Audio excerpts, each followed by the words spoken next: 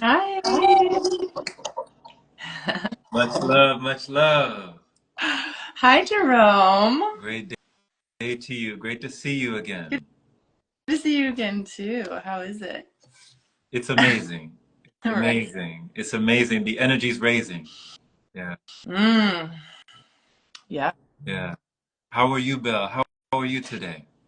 You can call me Shelly Bell. Shelly Bell is my preferred way to be addressed So these Shelly, days. Shelly Shelly Bell, both. Bell, Shelly yeah. Or, Bell. or Shelly. But I feel like a lot of people are having a hard time dropping bells. So, Okay, so just Shelly? You like from Friends? You just Shelly? yeah. Shelly Bell. Got I awesome. But Jerome, I'm so amazing today. I am fresh out of the gym, getting Mm, things done, organizing my business. It feels mm, amazing. I'm fully in on 2025. mm. I'm committed. It's beautiful. And yes, I'm so here for it. We're here for it. We're here for it as well, Shelley. You know, I was there for it with you at the winter solstice That event. was so beautiful. We were, it was beautiful. It was magnificent. It really was awesome just to see everyone blossom, to see all the energy just coming together, people coming in unity and celebration and meditation and recalibration. You know, it was awesome. It was Mm. and I witnessed you, Shelley, near the throat chakra. You really like you made a whole illustration and an art piece, and it was really awesome how you did it.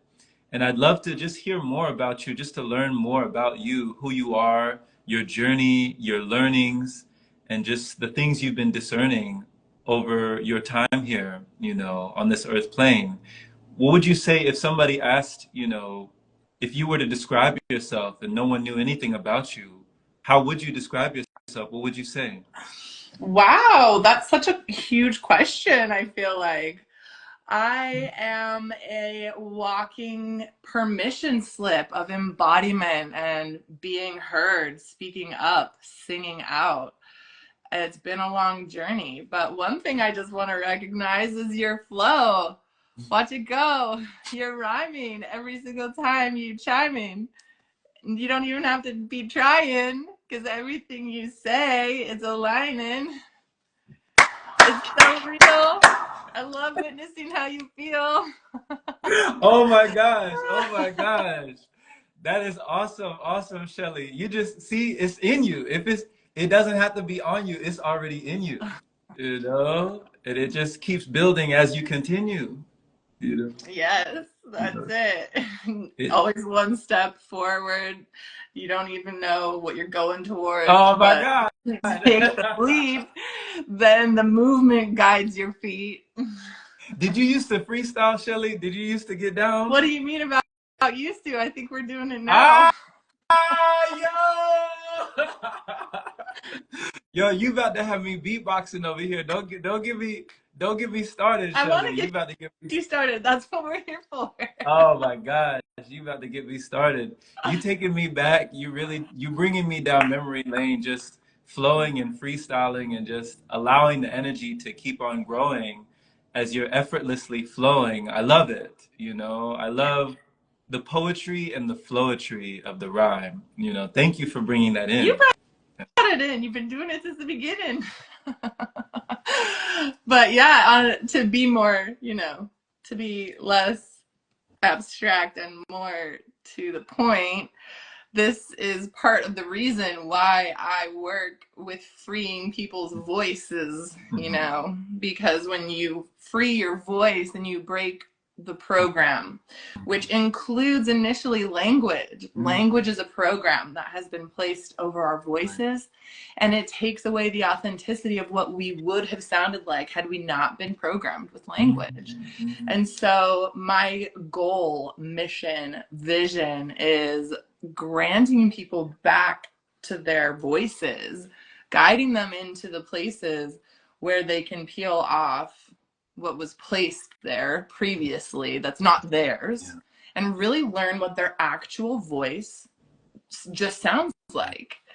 And from that point, you can start to slowly move back into language, but I don't actually recommend it until you've spent quite a bit of time, at least, 6 weeks, 8 weeks or more, just singing on a daily basis outside of language, outside of words. It can look initially so easy, just uh, uh, uh, and then I'm like, okay, but how can we do things that don't automatically come to you? What's outside of the comfort zone? Usually for people that's sounding bad or being wrong, hitting a wrong note, right?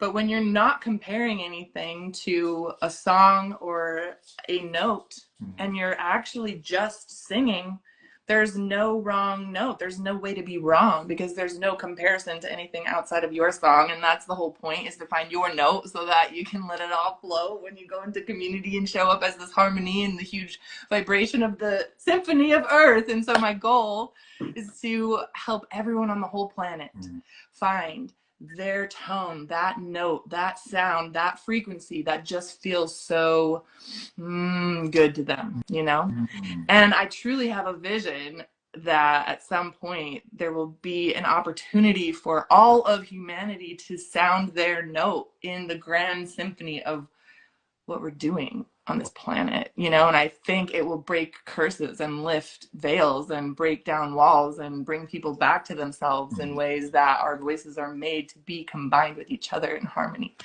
Absolutely. It's already happening. It's happening now. This is amazing. My goodness. Thank you just for expressing that, Shelley. I love your natural expression and just your mission, like tapping into your intuition and just being on purpose, being on mission, being in service in this divine way, because it's like you said, you're a permission slip granting people back to their voices to make different choices, Speaking of choices, I just released a song called Breathe, Move, Sound, Choose, and it's my first sound healing plus rap debut in a house track, because meant to move you. For years and years I did sound bowls and meditations and breathwork journeys, and I did a whole lot of putting people to sleep, but I really now just want to wake them up. I want to hear them sound and watch what they can do with their feet and move around. So I don't want to be putting people to sleep anymore, although there's gifts in both sides. I'm here to be bringing people alive 2025. So I just think that it all has to start with everybody raising their voices. And we talk about raising the vibration of the planet. We talk about this new expression that we're all yearning for. And in order to raise a vibration, we have to find what vibration we're on. So how do we even raise anything if we're not singing our own song? Right. So it has to start within, Right. And I love that quote of authenticity, where we get out of the comparison game. We get away from the guilt and the shame, the comparison game of the blame and all of that, all of that. And then you said, if you just sing your own song, you can never go wrong. I love that. I love that. It's just, it's so lovely to hear, and it's really confirming. It's confirmation of an affirmation, to raise the vibration, just to have that divine communication within the conversation. Yes. Seriously. Seriously. You just go and go. I love how you flow. It's so fun to watch. So please let us know, Shelley, when was it that you discovered or uncovered, the programming that you were under? Like when did that happen for you? When did you realize, oh wow, this needs to stop now? Well, I was a really young girl when I saw a lot of truths that weren't being acknowledged or spoken around me. And I'm talking like 2 and 3, 4 and 5, very young. But I was raised in a religion that was based around obedience, and that really meant like giving your power away in a series of ways. And now that I'm older, I recognize that, and that included bogarting my nervous system and calling it the spirit. And now you got to obey that, or else you're sinning. And so there's all kinds of entanglement that had me bound for years and years, Wow. blocking me from the truth of my own sound. And it took a lot to uncover that. And it's been an ongoing process for my whole life. But there was a moment of very clear awakening when I was 27. And I know a lot of people experience a Saturn return or a big shift in their lives at that point, kind of regardless around of what you believe. I mean, there's the 27 Club, also people who passed at that age who are well known for some reason. You know, there's a lot of people that don't make it through that transition, I guess. And for me, it was a huge awakening. And I had this, it was as though the veil was lifted and I could see so clearly that the unity, I could see so clearly the fabric of all humanity, and that I was you and you were me, and every single thing that I could see was just a part of this, you know, plan and this grand unfolding. And I really understood so deeply the point being that each individual person and thing is just a divine expression of one grander thing. Wow. Consciousness. Wow. God, source, creator, all that is really, it's all the same thing. And so that was hard to process into my reality, because at 27 I was like found on the side of the street screaming, what is everybody doing? This is just supposed to be about love, and that we're all working and doing whatever it is that we're doing to adhere to the societal programmings, instead of finding the way back to the harmony that we could be singing in and living in as humanity, if we took our power back. So when I look through my journey over the years, it was all really about taking my power back from all of the programs, people, places, things that I had given it away to, whether consciously or unconsciously, over my entire life. And singing was the common thread that started when I was 3 and weaved all the way through my whole existence in this body. And it's always been my calling, and I've done everything to hone it, and it keeps on coming for me. And it's something that lights me up more than anything, especially to hear a group sing in the moment, no song, no learning, nothing outside of what's totally available for every single person to access in that moment now. And that feeling, that expression of inviting people in and drawing people in the moment, just take a breath, we're all going, that rivets people. It moves people. It's outside of all the programs of like, okay, first you sit down, then you say hello, or you're at work and then you time in, or whatever it is. There's a program about how we're all supposed to be engaging.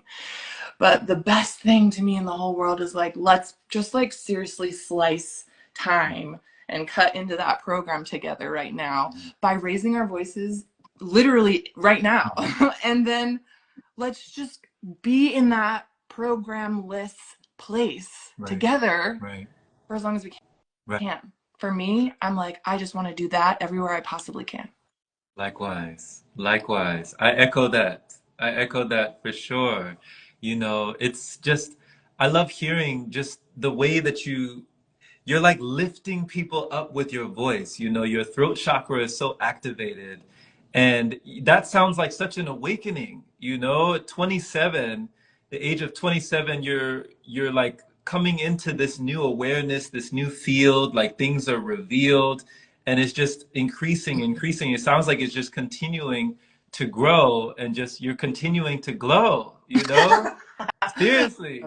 What's funny that I'm just now remembering is that at 27, I was in LA singing with my band, Belle and the Cardinals, and I was singing at House of Blues. I was about to record my original music, and I got vocal nodes, which completely stopped me from singing. The doctor said, you need to stop and be silent for a month starting right now, 2 weeks before recording my original record for free in Stevie Nicks' $1 million vocal booth at the Village in West Hollywood. It was like literally dreams coming true moment, and then silence for an entire month.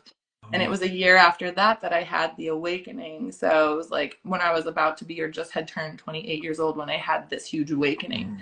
And then, you know, over the next few years, when I started working with psychedelics, I had so many vocal breakthroughs and so many activations, two of which occurred on ayahuasca and handfuls beyond what I can even describe on psilocybin and a few on LSD. Mm-hmm. And I went down a journey for like 7 years or so of removing the programs that had been placed on my voice and leaning into spaces that were really edgy and uncomfortable for a classically trained Right. singer. Like I grew up singing in church, 5-part harmony with all my sisters. And so it was like, the Spirit of God, like a fire is burning. You know, that's how I grew up singing. And then when I was in university, it was like opera. So it was like, oh, mio bambino caro. And I really hated singing like that. And then I tried to sing in my own way, and it was like I couldn't take the programs that had been placed on my voice away. Right. And when I started practicing sound healing, my sound healing teacher said, I cannot wait until your voice is completely liberated. And I thought it was. So I was like, what? And he gave me these different sound healing tones, like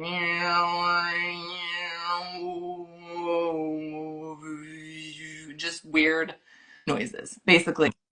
And then he set me free after 5 months of our journey together. And that was in 2015. And so really that was the keys that I needed to fully unlock my voice. And I spent a lot of time sitting in the darkness in my closet or out in nature or in jungles around the world Mm-hmm. in many different countries, just you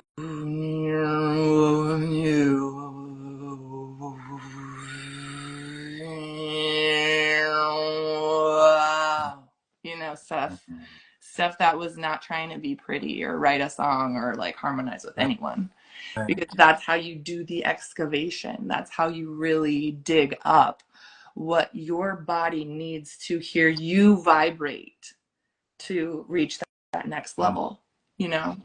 Yes, yes. Thank you for just your honesty, like talking about, going through these levels and these layers and seeing through these lenses and just being in these spaces, these places with, I mean, like you said, psilocybin, Mother Aya, LSD, like, and even in darkness, people talk about being in dark room, Shelley, and having a natural release of DMT just sitting in darkness. So, what about sitting in closets was something that was so activating and liberating for you? Do you think that sitting in darkness was something that really unleashed?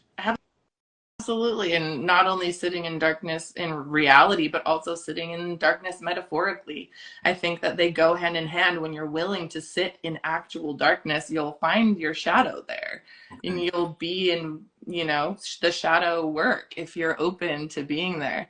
For me, the moment I had applied for this drum making journey, Mhm. and the day before the journey, I had been registered for maybe 4 or 5 weeks when I first initially signed up. The day before the journey, I found out I was pregnant, and it was my first pregnancy. It was in 2016. And then I received an email that said, "What are you birthing into the world tomorrow when you make your drum?" And I was like, the word choice. And so I thought, whoa, this is so ceremonial. You couldn't even write Right. this if you tried. And so I went into that drum making ceremony. His name was Owl, Nate Blue Owl, I think. And he's here in town. And I got there and he said, don't Google how to paint your drum. Don't choose to name your drum. Allow your drum to speak to you and tell you what its name is.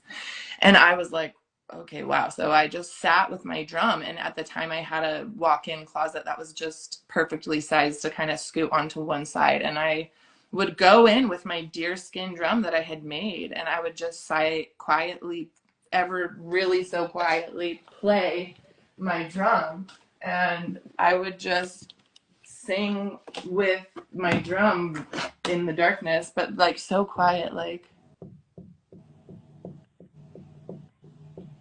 And then I would just whisper like, ooh, ooh, and then listen.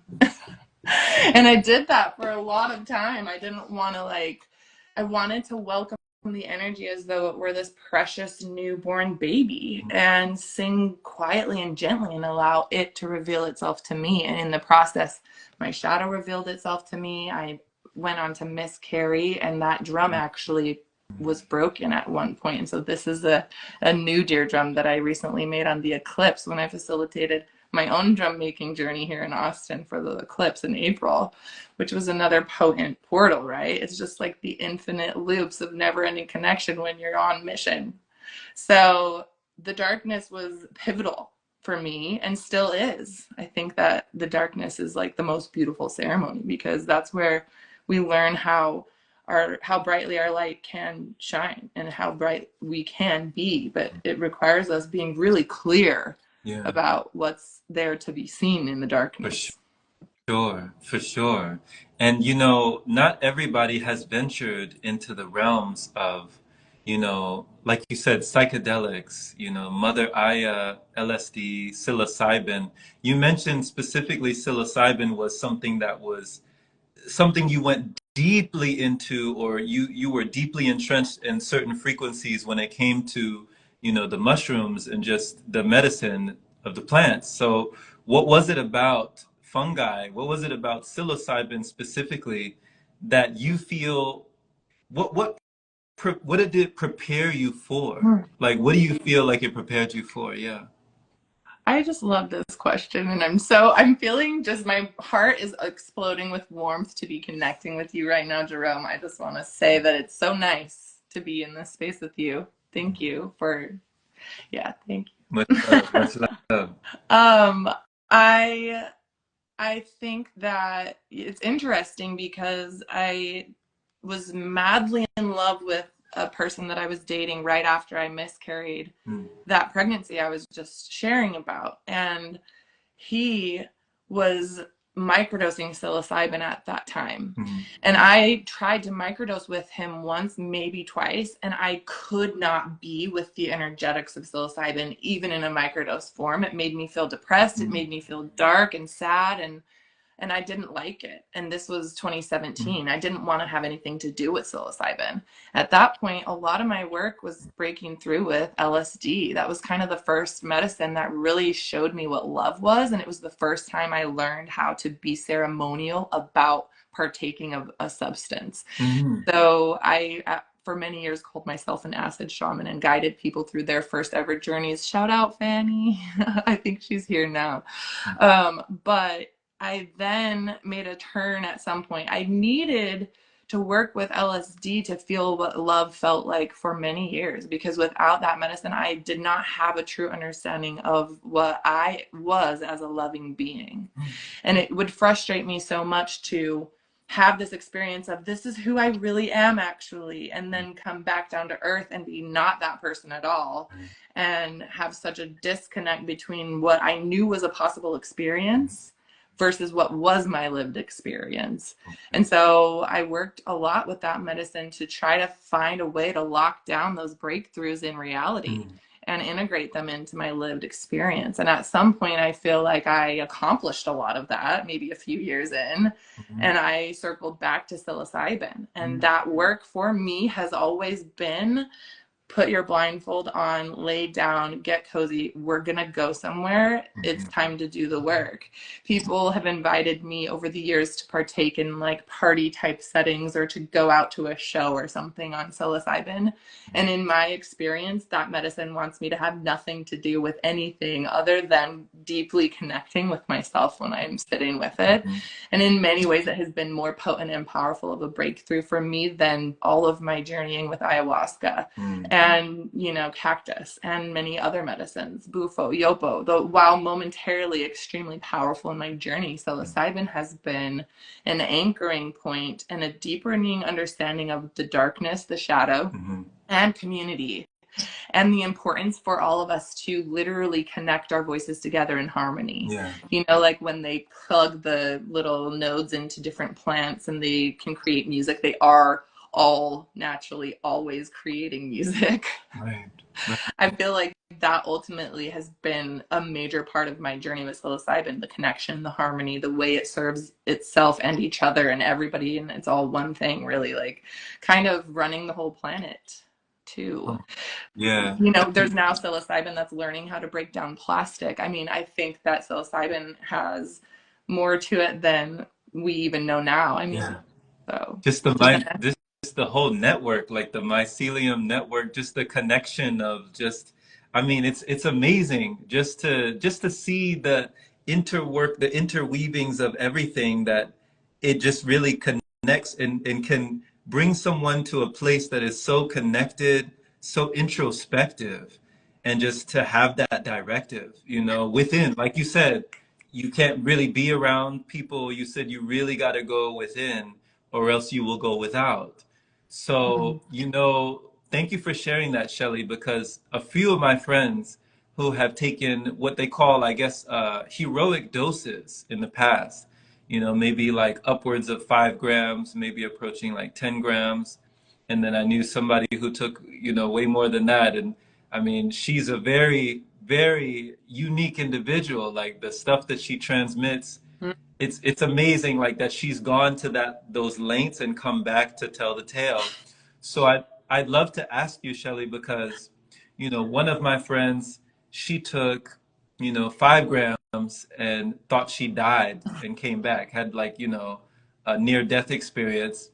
Another one of my friends, he took a heroic dose and he just had to sit back. He was in like another realm, and his spirit guide, you know, he felt like his spirit guide was protecting him in a place that he was like, okay, I'm just gonna hold it down. Let's hold down the fort because you don't know what you're doing out here. Like you're in uncharted territory. I'm just helping you out. Just sit back, relax. You know, let me explain to you what's going on. And he told me that, you know, his spirit guide told him all sorts of stuff, and then he finally came back, but he couldn't even move. He was completely paralyzed, immobilized in the spiritual realm, in the astral realm.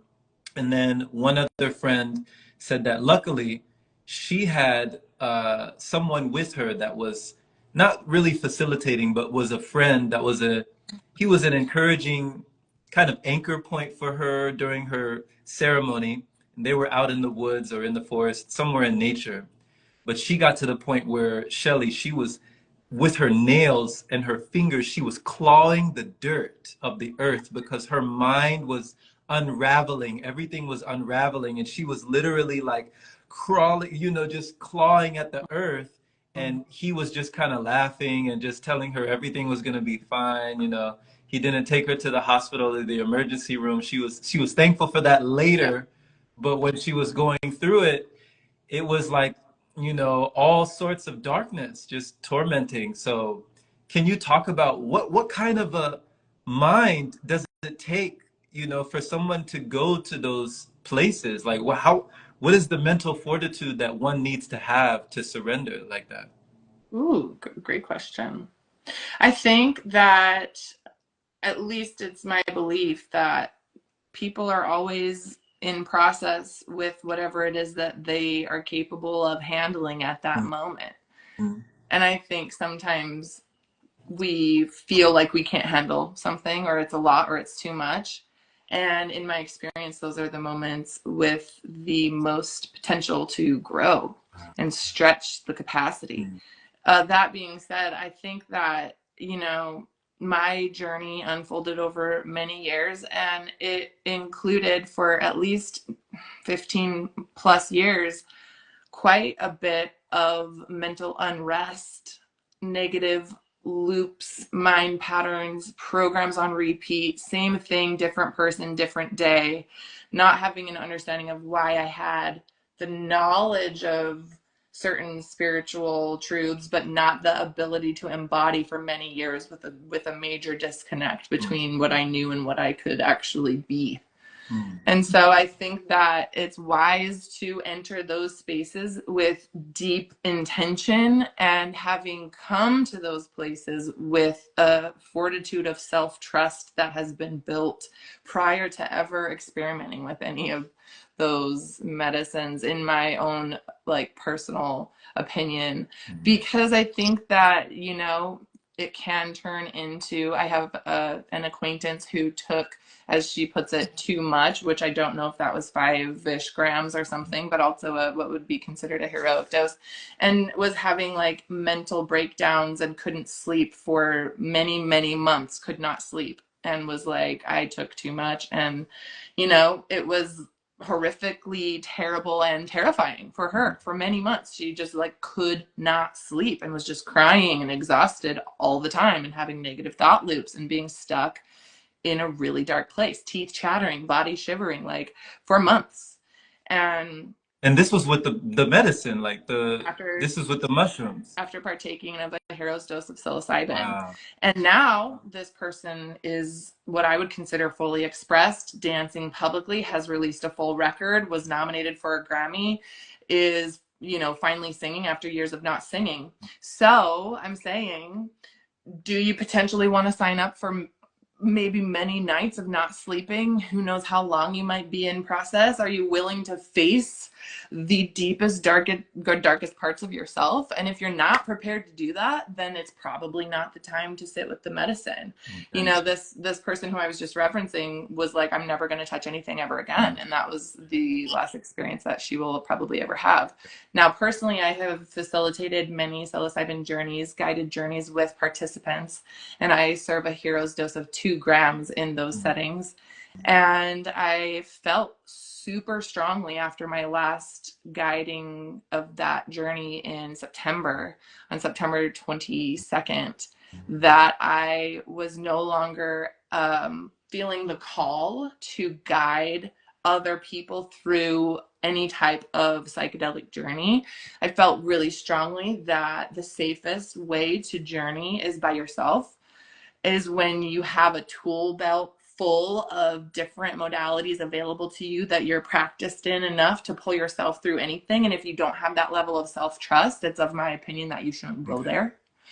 But yeah, that took me many years of experimenting with psychedelics, and then of facilitating journeys for others to experiment with psychedelics, and a small suitcase full of spiritual certifications, including NLP and becoming a Reiki master, breathwork facilitator, sound healer. I'm a triple certified yoga teacher. I do Kundalini yoga too. I do somatics, and I do a lot of things, and I have a tool belt that I can access for myself if I'm in a setting like that. But I think that it's really important for people to get to the level of self-responsibility that they know their darkness well enough that they can go into those spaces alone. Yeah, there it is. There it is. Simply put, very eloquently put. And just thank you for that transparency and just being forthcoming to say that, hey, at one point this was my path, but now it's no longer, it's no longer my path for, the situations and circumstances, and just, under your new understanding and your new understanding that you have now, that yeah, has transcended and just transitioned into this chapter of your life that you're writing. You're writing a new chapter of your life, and it's exciting, what you're writing and what you're inviting, Ah, you know? Yeah.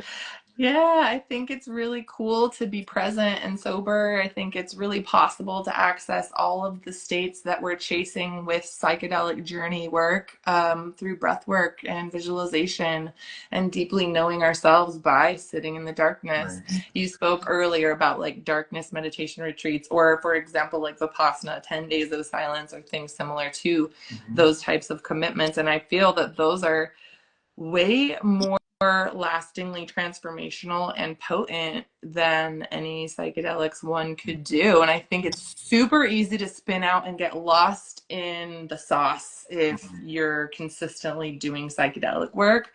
And so I think it's a journey. I think it's really cool and valid. And I think it's so much more powerful than we could ever really know at this moment. And that it's there for so many people. And I would love if everybody were at a place to experiment with it so that we could just have this joint consciousness level up.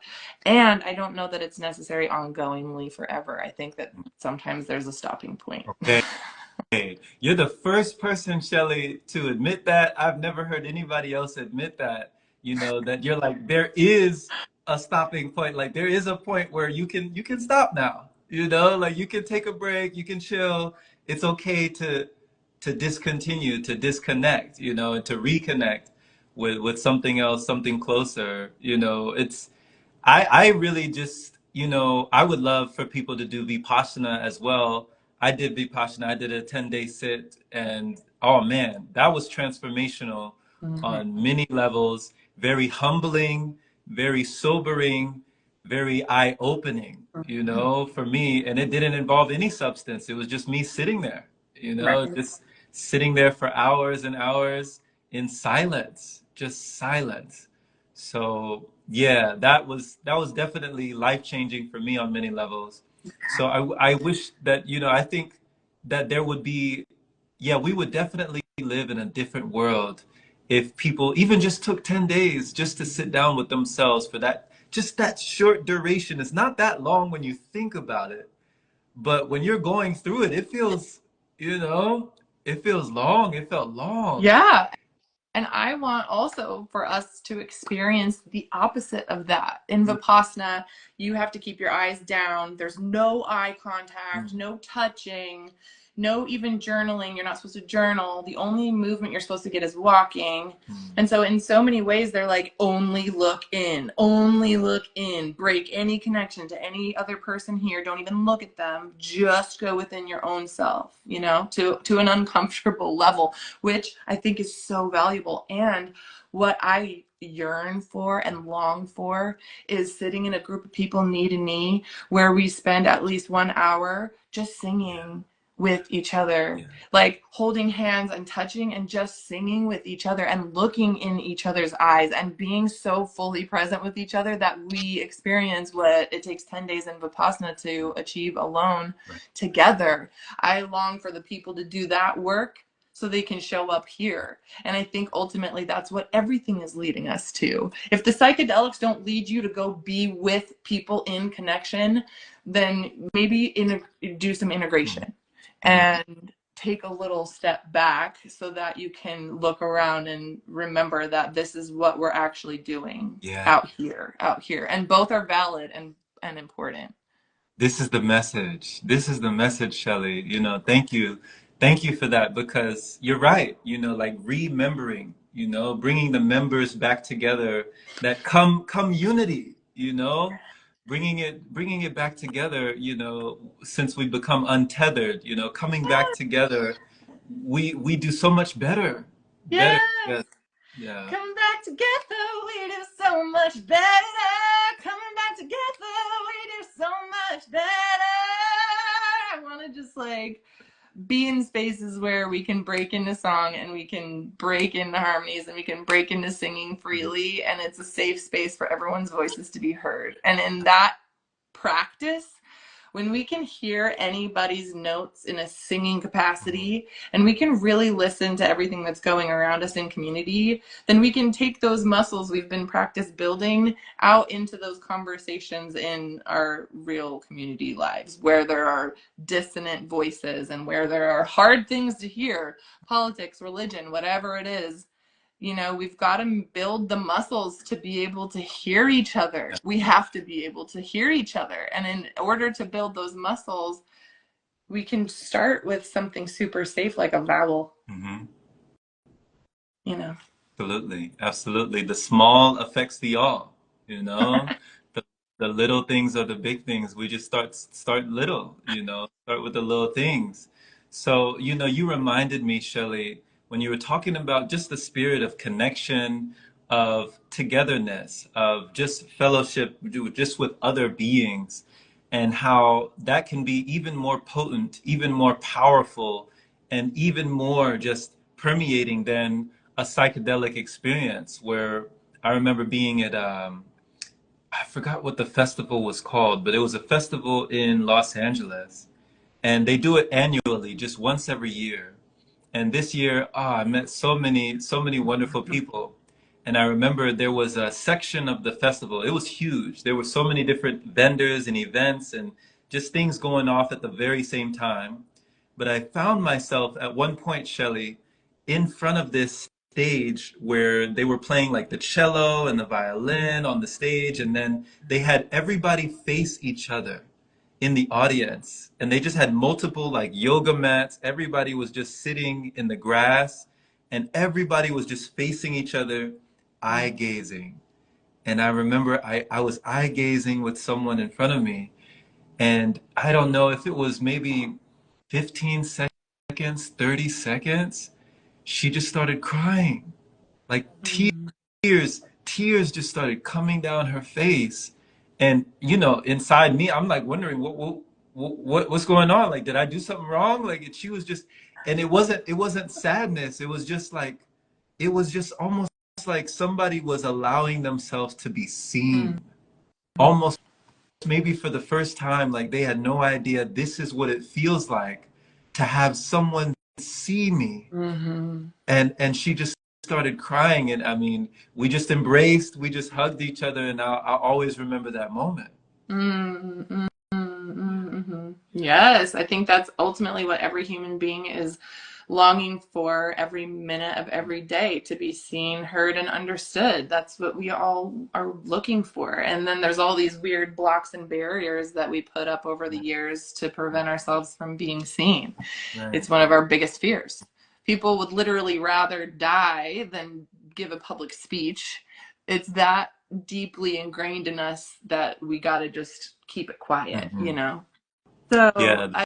I love that you're bringing up this deep desire that we all have to be seen, and like how it literally brings tears to our eyes when we just show up for one another in those ways. Because one thing that comes up in my 6-week program, the vocal liberation, Mhm. is that people feel so confronted with my invitation. Mhm. I'll say, okay, make a big loud ah sound and brush your arms up over your head and make a big gesture with your body. And they are like, oh, are you going to see me? You know, they're like, I don't know if I can do that while you're watching. Mhm. And so I always invite people to turn off their camera and mute if they really need to have some privacy and not feel seen, because it's so confronting for Wow. people to be Wow. seen while they are making a sound. Wow. Like, imagine it's so confronting for that woman who is sitting in front of y'all, speechless, making eye contact and being seen. Now imagine them singing freely with no anything. And Right. that's just making pure eye contact with you and being witnessed in this completely unknown Mhm. expression. That makes people be like, whoa, what am I doing? Who am I? How do I show up? What is this? Seriously, it really does. It can stir up a lot of emotions. It's like an alchemical potion, it really is. It really is. And, Yes, it is. I'm trying to remember as well when you were talking about your experience with LSD, and you said that was the first time you actually felt love, like what love actually is. Could Mm-hmm. you just, for a moment, could you touch back on what you discovered that love is? Like what about it allowed you to finally feel love for the very first time? I had my blocks and guards removed from my heart, and I experienced myself oozing as the expression of love with no Mm. boundaries to any person, place, or thing in my visual line of sight, to the point where I was just overflowing with laughter and love and the ability to rhyme and flow. It's just this frequency that felt to me like pure God sauce, like the embodiment of love and freedom in loving. But then over many years of experimenting there, I realized also how very unsafe it could be to be that open and that loving and that connecting with everybody, because many people are not there when you are there. And so, that's what I mean about all of this journeying. There are all of the highest highs, but also there are some really dark and low Yeah. places. And when you blast yourself open vibrationally, you also open yourself up to anything that could be around you. And I believe personally that it's a frequency, that it's a wavelength that we're on when we go into our journey, and that's why it's so important to set intentions and do it ceremonially. However, even in those intentional ceremonies, people still go to really, or can still go to really dark places. And when we're blasted open on any medicine, in my opinion, it removes those boundaries. And so it's great to live in this world where boundaries don't need to exist and everybody's free, and that's all great when you're at a festival. And when you kind of come back to reality, there are a lot of people in this world who aren't on those Right. frequencies. Right. So I just guess that I message a grain of salt, Hmm. utilizing everything you're doing with intention, but a deep knowing that Hmm. you might be taken on a journey that you didn't expect. Absolutely. Absolutely. Yeah. Just thank you for the realness. Thank you for demonstrating and just illustrating how, boundaries can definitely be essential, just to have a world without boundaries at all, would it be a completely different existence, to have absolutely no resistance, you know, that's a different existence. So you actually reminded me, Shelley, you gave me a picture, you gave me a visual of like a tree, and how the tree, as far as the tree goes up, like have you ever seen those redwoods? I think up in California they have those big sequoias, like Yeah. big redwood tree, like these huge, they're like as big as houses. You can drive through some of these trees. Yeah. Yeah. Yeah. So if I just started to imagine and I just started to picture, because, I took a picture next to one of those trees and it was just so massive. I'd never seen anything that size, anything like that before that was just so natural and just like, what is this? So just as massive as it was going up, I imagined how deep it must be going down. Mm. Like if the branches and the leaves of like this tree are reaching all the way up to the heavens, it's got to be going deep, deep, deep down into the earth. And they told me like, yeah, as far as you see it going up, it's the roots are way deep, way deep in there. So thank you just for illustrating the dynamic of the high and low, and just that balancing beam of understanding that, yeah, you can feel something like you've never felt before, that'll open you up, that'll just crack open your heart, and you'll feel love just come in and fill it in, and just is just so euphoric and blissful. But there's the opposite. Mm-hmm. Yeah. And I think that a lot of those journeys shake up anything in your current existence that's not a match to the frequency of your experience there. Okay. And so it can feel like, if in a tarot reference, the tower, it can feel like a big crumbling down, a Mhm. series of cord cuttings, a series of things going wrong. And in the big picture, you'll understand that that's just making space for the new expression to have somewhere to be expressed. Mhm. And but in the moment, it can last for a really long time and not feel like Yeah. that until you're on the other side. Until, So yeah. the journey work is not for the faint of heart. Right. It's available for the courageous. And I think that as long as you have no expectations and a tool belt full of tools and friends to call and people to help you integrate ongoingly for years and years and years, then do it. Yeah. Yeah. That's a great cautionary recommendation. I love it. I love it. Seriously. This is awesome. Your testimony is awesome for people to hear from your lived experience, from your learnings, and just to have that yearning and to have that burning within you to continue exploring and expanding. There's something that we don't talk a whole lot on here about, but I'm super fascinated with. And you talked about, Shelley, that at one point you had a suitcase or a briefcase full of like certifications, a certification filled suitcase full of this and that, and neuro-linguistic programming. How did you get into that? Because you were talking before about language, but specifically neuro-linguistic programming. Is there anything that you could tell us about what we actually don't realize with NLP that illuminated things to you? Yes. Yes. I think if you've lived in Austin as long as I have, there's no way around hearing about NLP at some point. It's just one of those things that people stumble into when they're on the spiritual path, I think, at least here in Austin. So I just heard about it because I heard a lot of people around me doing it 5, 7 years ago or something like that. Mhm. And then when I helped a friend move, she gave me her giant book of NLP because she couldn't take it with her. Loved that blessing. But the idea being that what we speak is our reality. It matters how we use our language. And we're basically programming our world with our words. Our words are wands and wishes and wants. If we speak it, it shall be. And it starts with thinking. And this is one of the reasons why singing is so powerful to speaking, because you can work out a vibration and you can process a mind loop without attaching words to it. You can access the vibrational frequency and feeling state, allowing it to move through your body, so that when you do choose to speak, the words that you use are intentionally creating your reality. So the sooner we can get away from labeling what we see as something other than what we want, the sooner we can have the life of our wildest imaginings.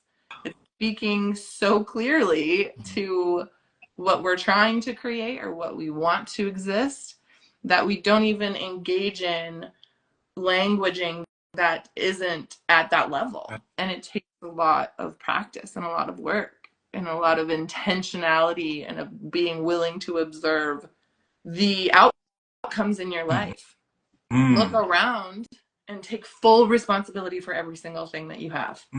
Whether you like it or not, you're the person that got you into that place. So if you can accept that you don't have anyone else to blame, not your mom or your dad or your ex-boyfriend or that person who hurt you or the rape or the whatever, like if you can finally say, regardless of what it was or how bad it was, I'm going to take full responsibility for what I see around me in my reality in my life. And I'm going to see all of the mind loops that I consider parasitic and behavioral patterns that aren't actually me, but it's what I've been doing for long enough that it's comfortable. And then find the words that I've spoken to create this reality for myself, then I can do anything I want. You can change anything in your reality. But until you look at all of those factors and dissect them and pull them apart and see what it is you're saying that you're actually creating, then you can have all of the knowledge in the world, but not have it embodied in your reality. And it's hard to take that feedback. It's hard to take the feedback for me that I looked around and didn't have the friends or relationships that I wanted in my life.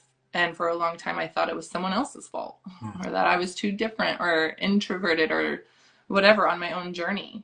And until I finally took responsibility for the relationships in my life and realized, okay, the common denominator is me, right? Then I couldn't actually see the ways that I was repelling connection or running from relationship or not available to show up for authenticity or, vulnerability.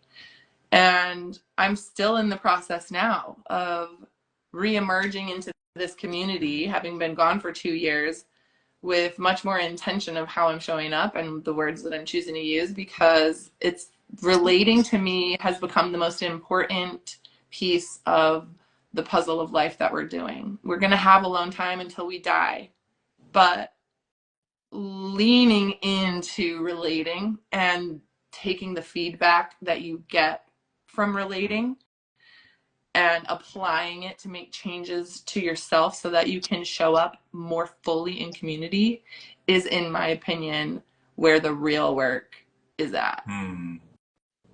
Oh my goodness. Yes, indeed. Oof. I just got to take a breath. I got to take a breath on that one, Shelley. My gosh, just I just commend you. That is so admirable. Like, I really respect you, Shelley. Just the full acceptance, the full responsibility and accountability of all of your actions, your non-actions, your choices, your non-choices, like the people that you've gotten around with and the things that you've done, like everything, just taking full, the whole weight, resting it all on your shoulders and just understanding I am a creator, like I am in control, you know, what I put out will come back, so I can change it. I don't have to stay stuck. I can rearrange it, you know?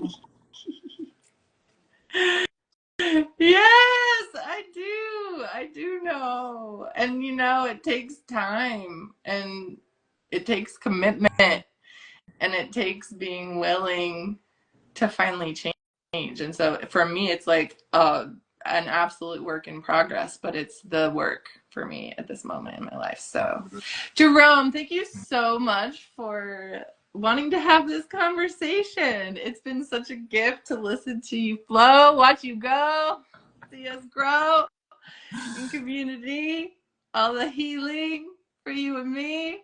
Yeah, thank you. Likewise, likewise. And just really, just remind people right before you go, Shelley, because this has been lovely. You know, I'm gonna definitely be watching this back and soaking up all the nuggets, the gems that you left us today, all the wisdom.